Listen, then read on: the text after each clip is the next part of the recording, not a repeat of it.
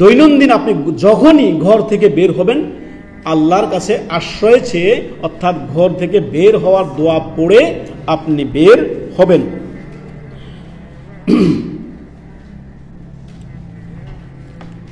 বাড়ি থেকে বের হওয়ার যে দোয়াটি রয়েছে, আপনি যদি আপনার দৈনন্দিন যখনই বাড়ি থেকে বের হন তখনই আপনি দোয়াটি যদি পাঠ করে পড়ে বের হন, তাহলে সমস্ত সৃষ্টির যে অনিষ্ট রয়েছে আল্লাহর কাছে আপনি আশ্রয় চাইলেন যে বিসমিল্লাহ, হে আল্লাহ, আল্লাহর নামে আপনি শুরু করলেন, তাওয়াক্কালতু আলাল্লাহ, হে আল্লাহ আপনার উপরে ভরসা করে আমি বাড়ি থেকে বের হলাম, আপনার নামে আমি আপনার উপরে তাওয়াক্কুল করে আমি বাড়ি থেকে বের হলাম।